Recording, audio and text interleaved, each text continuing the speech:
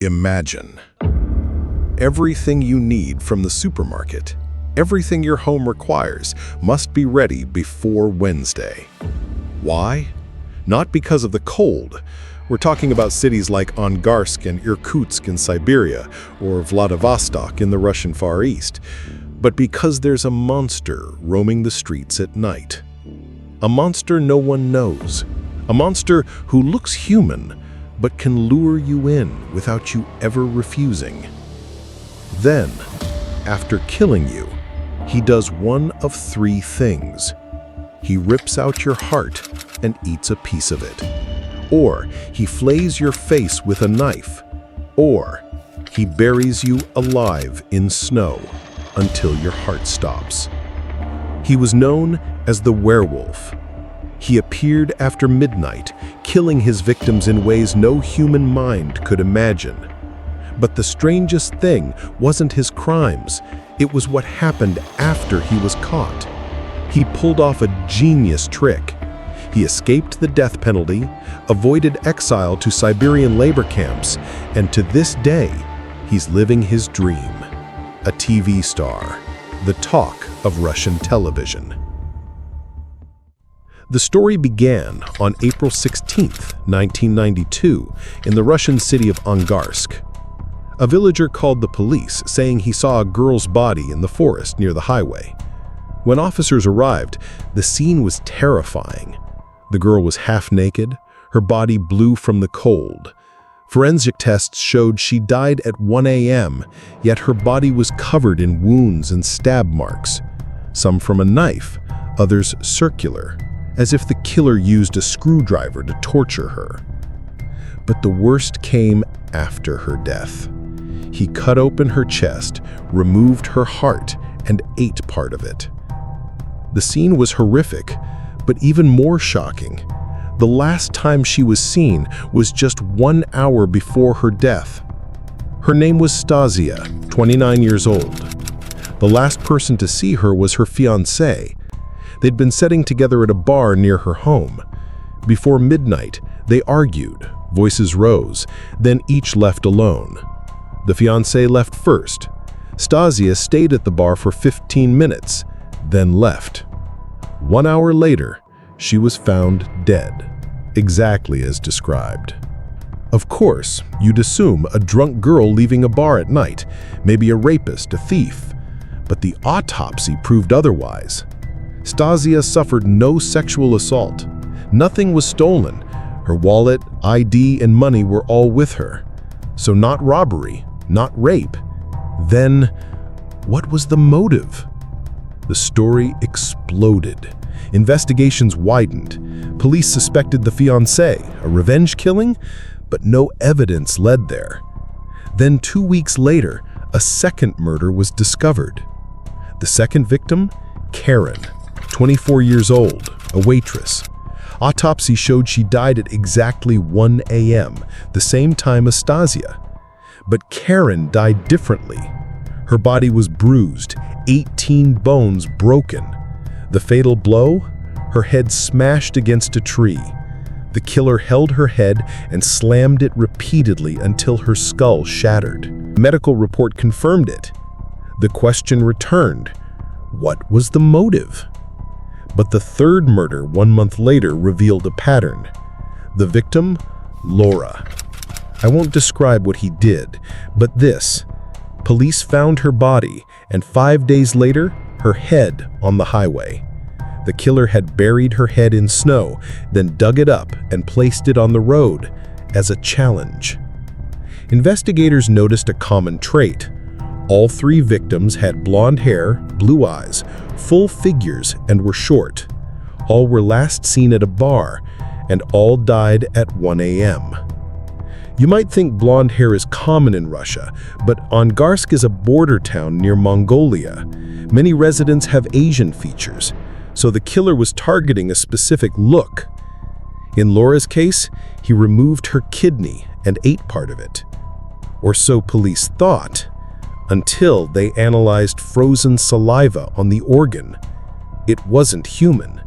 It was dog saliva. A tiny chance it was a wolf. Then, the media took over. A new victim, Lia. Same physical traits. This time her body was buried vertically in snow, only her head exposed. Beside it, her flayed face cut with surgical precision. Muscles intact, skin in one piece, like a butcher's work. Autopsy, she died of hypothermia. But no cuts, no bruises. How was she buried alive without resisting? The scenario: she sat in the snow willingly. The killer slowly covered her until she froze to death. Afterwards, he sat on the snow mound, flayed her face, cut out her tongue, and threw it 3 meters away. Time of death: 12:10 a.m. Last seen at a bar on the edge of the city. Age: 39. 3 weeks before her death, she'd been divorced and drank nightly until blackout. That explains why she didn't resist. She was drunk, unaware. All 4 crimes happened on Tuesdays, bodies found on Wednesdays. The werewolf became the city's obsession. Streets emptied after 7 p.m. On Tuesdays after 5 p.m., no one dared to go out. But the killer wasn't happy. "These fools," he thought. "I'll move to another city." He went to Vladivostok, far from Angarsk, committed 1 crime, but killed 2 girls, Tatiana, 20, and Yulia, 19. The irony? They'd fled Angarsk fearing the werewolf. Told their families, "We're going somewhere the werewolf can't reach." But the killer was there. After they passed out at a seaside bar, he took them to the highway and tortured them. Tatiana's head was grotesquely deformed. Yulia's body was cut and arranged like a human pyramid.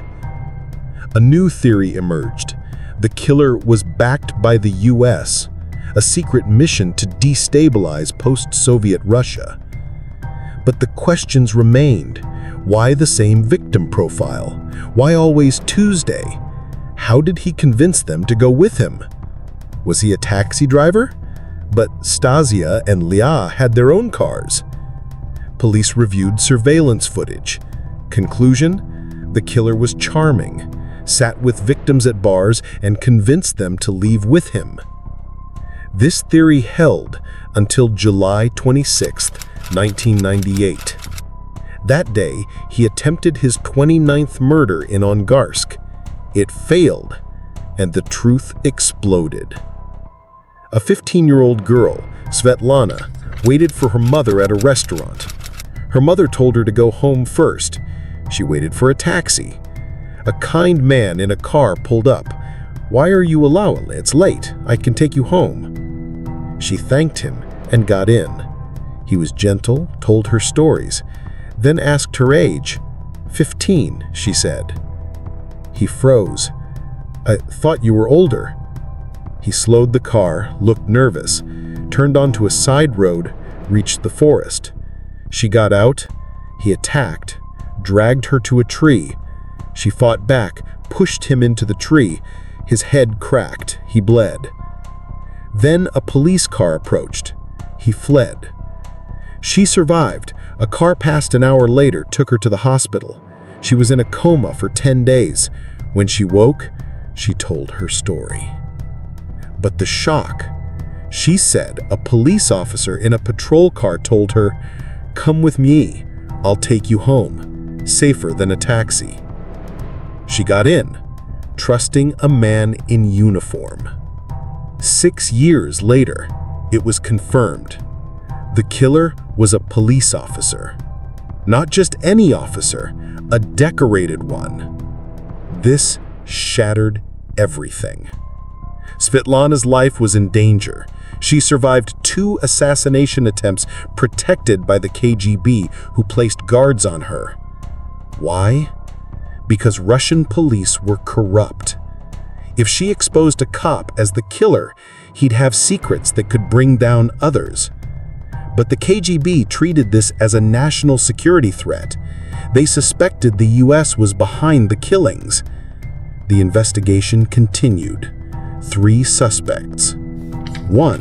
Mikhail Victorius Bubkov, born March 7, 1964.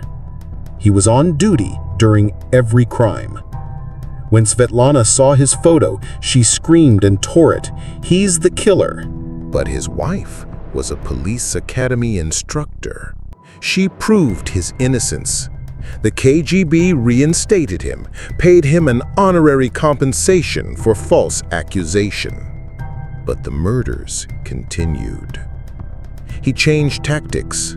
Now he targeted migrants or sex workers, people no one would miss, until 2006 when he killed Victoria. She worked nights and was required to record every client conversation. He didn't know she was recording. She captured everything, the dialogue, the threats, her murder. But he didn't search her after death, didn't expect a recorder. Bobkov was arrested again with 3 other officers, but the audio was unclear. His wife intervened. He was freed, and the murders stopped. People thought the werewolf was dead or killed by another criminal, but in 2012, he returned. Victim, Zoya, 37, matching the profile. But she fought back, scratched him, and left skin and hair under her nails. DNA analysis had advanced. Police tested every officer in the city. Result? Mikhail Bobkov was the killer, arrested within a day. And he proved to be a genius. When he learned Russia was debating abolishing the death penalty, his lawyer faked illness, delayed the trial. He suffered rare heart and nervous attacks, hospitalized multiple times. When the death penalty was officially abolished, the maximum sentence became exile to Siberian labor camps, worse than death. But Bobkov wasn't afraid. Every time exile loomed, he confessed to new crimes. First, 41 murders, then 58, then 21 more. All matched crime scenes perfectly. When asked, "Why do you kill?" he said, "To cleanse Angarsk from bars and night girls. I'd wait outside bars, tell drunk women to sit in the cold for 30 minutes as punishment, but they die in 10 minutes. And Svetlana, why hesitate? She was too young, but I had to kill her. If she returned, she'd say a cop took her. Why the same victims? They looked like my mother. She worked nights, left me on the streets. I swore to kill every woman who looked like her." Today, Mikhail Bobkov is a TV star. He says, "I'm happy with the delays. I'm living my dream. Without DNA, no one would have known. But science, in my view, is against morality."